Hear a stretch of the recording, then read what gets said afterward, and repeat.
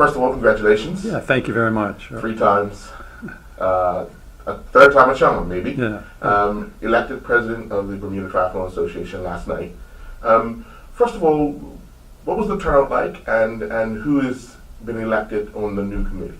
The turnout was great, and that was probably more so as elections and AGMs tend to be pretty quiet, was because we had a presentation afterwards by Phil Schmidt, who is the driving force behind the World Series bid that most people have heard about for 2018, 2019, and 2020, where we will have the most elite triathletes in the world participating in Bermuda. Mm-hmm. So he presented his bid document and the video and all of what he presented in Madrid back in December. Mm-hmm. So your committee, who's been elected the new directors, we've had some stalwart service from the previous board, some of whom have stepped down, and moved into positions on the executive. But the new board is myself, Vice President Ian Pilgrim, Sharon Hammond, Andrew Davis, Alex Shepard, and Aaron Smith, who has stayed on to give us some continuity. Okay. Your vision for the next few years coming, because it's going to be busy, especially starting in April with the Continental Cup. Yeah, it's a very exciting time. Some people ask me if I was crazy, but I'm passionate about the sport, passionate about Bermuda, and I really think this is a great time for triathlon. We're represented in the elite ranks, we're represented in the junior elite ranks. We still have up and coming juniors, lots of age group triathletes who are very competent in their age groups worldwide, 70.3 Ironman people. So it is really exciting to be a part of this. It's going to be a lot of work, but we have a lot of willing volunteers that will hopefully make it all come to fruition. Off the bat, before seeing the video that Phil presented last night, what were your maybe small concerns about us being able to pull off something of this nature 3 years, about 4 years in a row? Yeah, at first, 4 months ago, I was daunted by the task, but coming in on the back of the America's Cup and all the preparation that they have done, galvanizing a lot of Bermudians who are now prepared for big events like this, I think we'll be okay. One of the most disturbing things I think is we need to really involve the community. We're going to be the athletes are going to be cycling on roads that are in Hamilton, but some in residential areas. So we're going to have to, as I said, galvanize the community to accept this. It'll be for a very short time, but the benefits to Bermuda are enormous. So I'm looking forward to that. We have, as you mentioned, elite junior athletes who are primarily right now honing in the skills. One in England, one in Colorado. Yeah. The opportunities that will come out of something like the Continental Cup for them can only make it beneficial for others of their peers. You think? For sure. I think one of the reasons that we actually a group put a bid in for a junior elite race in Bermuda for sort of the Caribbean and Central America region, and our bid was accepted, but we were told that it had already, Costa Rica had got that race, but they offered us a Continental Cup, which to me is, if not as good, maybe better, because our 2 aspiring juniors are able to participate in that race, and that Continental Cup is sort of the entry level to the professional ranks, and you have to do them to get points in order to race in the World Cups and World Series events that we will have in 2018, 19, and 20. So this is a great stepping stone for them to be on their home turf, so to speak. Both great kids who are really, I think, have a lot of potential. So we're looking forward to that. I would know our triathlon series season is quite full of a lot of different events. How do these international ones fit into where you have a lot of the people who are starting, like the tri-tries and stuff, that want to compete? how do you think these things growing into it measure up to giving the someone that would never think to do an elite triathlon, or let alone a full triathlon, an opportunity? Well, the good thing is we have a number of camps. So we have the Thursday night events from May till September, where we appeal super sprints, very short triathlons where beginners are most welcome. So, and then on the Continental Cup, there will be a citizens race, a sprint race, just like our normal calendar. Yeah. One thing I would want to mention is that for a small island like Bermuda, we have more events, and we have 5. But if you go to a small city in the U.S., they have one triathlon, but 60 miles away the next weekend there's another one. But that community does one triathlon. Right. We have 5, and now a Continental Cup. It's a lot of pressure on the local organizers, but we do it because we love it, and Bermuda's a great place to do triathlons. Looking at the presentation last night, and the fact that Bermuda has the #1 triathlete female in the world, you think that carried some weight? I think so. I wouldn't want to dispute that at all. When we saw Flora's comments and interviews here in Bermuda, she was great, and it can't but have helped. She's a great ambassador as well, very modest, and I think that goes a long way. Well respected by the international triathlon community. Do we now go and look at some of the other triathlons around the world? I mean, you've traveled extensively to these things, and you've gotten inside and background looks at how things are organized from an elite level triathlon right down to the Thursday nights.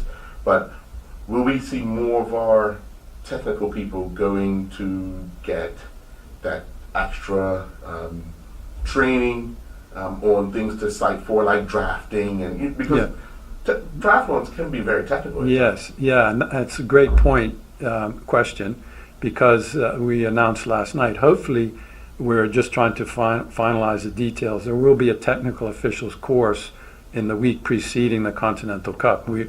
You get a lot of technical officials that are qualified that will self-fund and travel to events around the world to build their resume, so that one day they may be called to the Olympics, Pan Am Games, or whatever.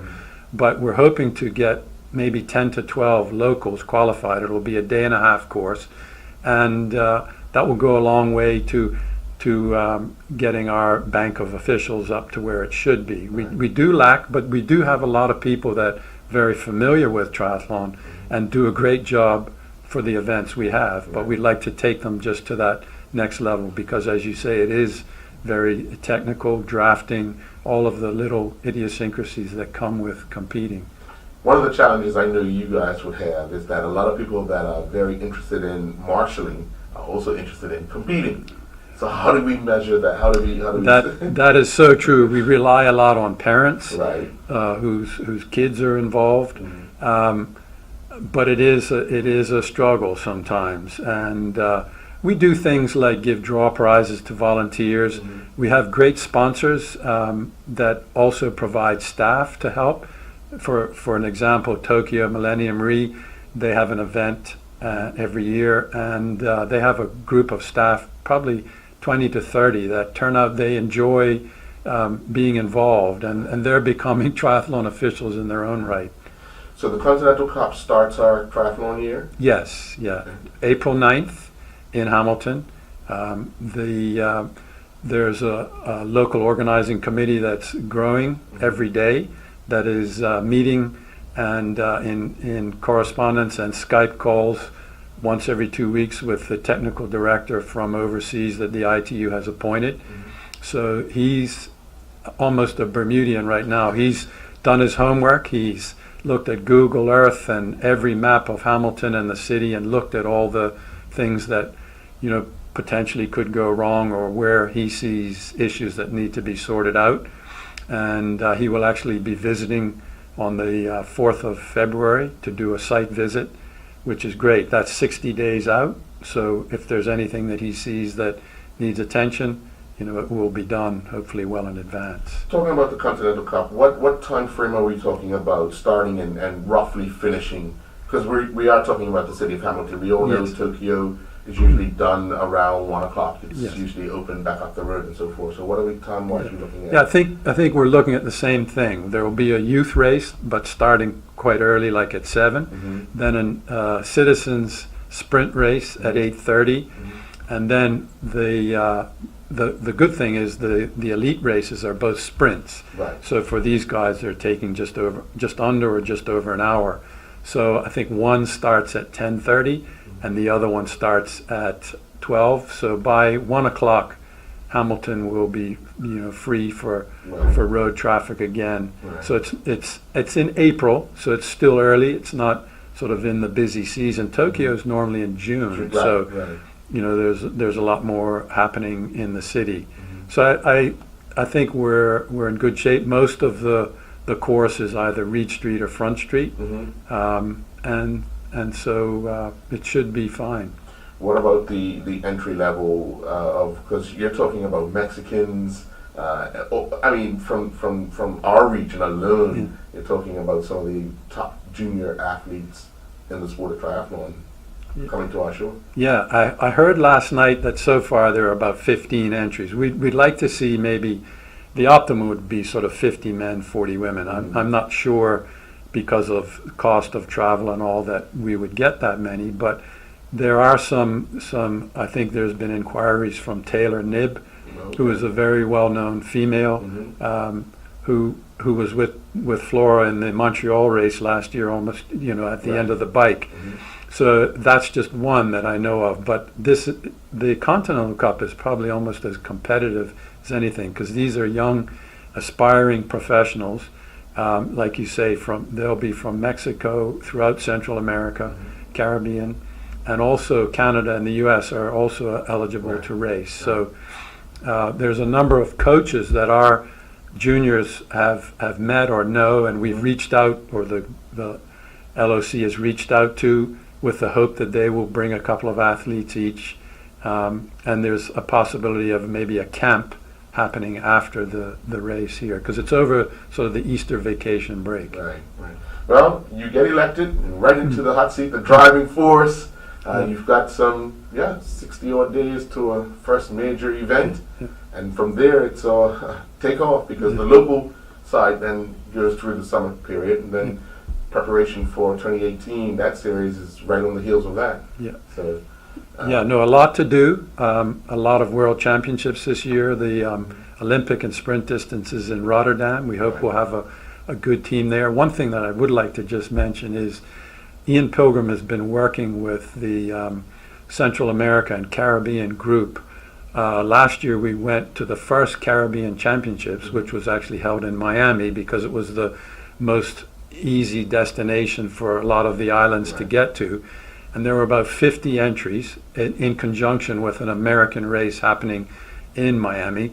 It was a great turnout. Our Martina Chelsky-Bell, she actually won the female division. We're hoping to go back again this year, but in addition to that, the group has been corresponding, and we're hoping to see the first Carifta Games triathlon happen in 2017. It may be at this event.